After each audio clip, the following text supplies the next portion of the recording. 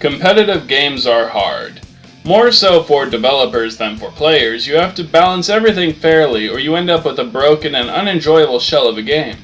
Some games do this fairly well. League of Legends, for instance, is pretty famously good at keeping a decent balance at different levels of skill. That said, today I am reviewing Defender of Texel. A while back, a commenter requested I do this one, and due to YouTube screwing around with the layout, which I see they have done yet again, and hiding the inbox, I did not notice the comment until much more recently, so yeah, sorry about that. As far as the game goes, it is a lot like Blood Brothers, a game I had reviewed previously, which is distributed by the same company. I mean, a lot like Blood Brothers.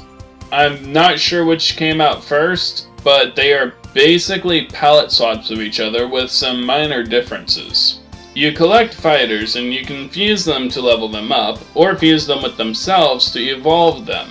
This also happens to be the monetization model because you can pay real money or use Mobich coins to purchase premium builds which have a higher chance of resulting in rarer fighters. As well, you can earn Mobich coins by downloading and installing their other games.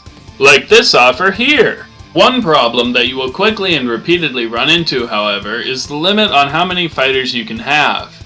You can buy more space, for real money, or with the in-game currency only after you have reached level 50. It is literally locked until you reach level 50. Since the main way of getting new fighters is through a random system, you will end up with piles of fighters with little indication as to which ones above common will end up being worth keeping.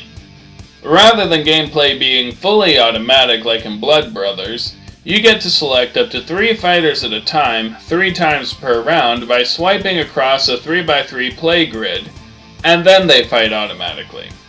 You can strategize to a higher degree by paying attention to the cooldowns on your fighter's skills activation, and by attacking more often with fighters whom have skills that you want to use.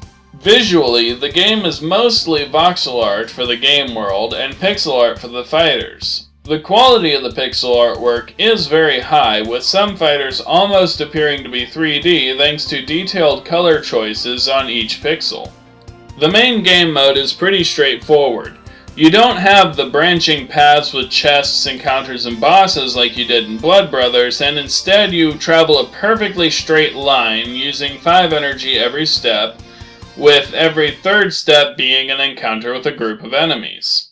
You can sometimes also have other events happen, such as bumping into other players to PvP against, or getting minor healing on the off steps. Something I noticed about the PvP, though, is that the player base is very, padded. When I first started, there was a PvP event going on with bonuses for getting winning streaks. The majority of the battles I faced, however, were against players who were using all common fighters. Not even the epic hero or any of the rare fighters you get at the start of the game. This sort of gives me the feeling that the game developers put in fake accounts with useless monsters to create the illusion that you are better at the game than you really are, since you can get win streaks on your very first day. While this might make PvP easier to get into, it also feels somewhat dishonest at the same time. On my second day of playing, the event changed, so this tells me that the game is likely running on a regularly rotating event cycle. This new event was a team battle, dividing players into teams of 100 and pairing them off against other teams. The team's goal in this event is to compete indirectly against bosses. You score points by fighting the monsters that appear every third step in the special event zones, and in the off steps you might activate a boss which anyone on the 2 teams can attack until its life is depleted. The top 3 damage dealers get bonus points, which add to your team's total and goes towards unlocking your own personal event prizes. The MVP gets a Nux bit, which basically gives you 1 extra battle point, which you have to spend to fight the bosses, and the player who lands the finishing blow gets bonus points on top of any other top 3 bonus, and 3 fodder monsters which are used to level up your monsters. I absolutely hated this event. You might have seen this coming from my mention of balance earlier, but this event was not even the slightest bit balanced. See, you get a Nux bit for being MVP, and if you can kill a boss in one hit, you obviously are the MVP as well as the clincher. And if you get a Nux bit, you basically get the battle point you spent back immediately, meaning you can do this literally an unlimited number of times. I mentioned that this event was a team battle, so how are teams assigned, you might ask? Good question. I'd like to know that as well, because I was the MVP of my team at level 12, while my opponent was a mere level 222. And yes, he did notice both the Nux bit exploit I mentioned previously and the fact that his opponents were made up entirely of newbies, leading to the inevitable strategy of him blocking our team from scoring any points at all by attacking only the level 1 and 5 bosses the entire time he was online. Now, I don't blame him. It's an effective strategy, and his goal is to win. But my complaint is that this exact situation is one that should not have happened in the first place.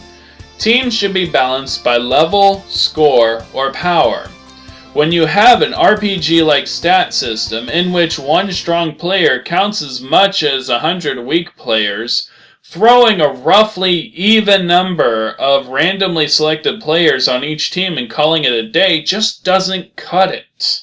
To be fair, being MVP on the losing team does give you more prizes than being a non-placer on the winning team, so if you're able to tone down your competitive spirit for the early game and just focus on making smaller personal victories, you can probably take advantage of these events to get halfway decent fighters without needing any sort of monetary investment.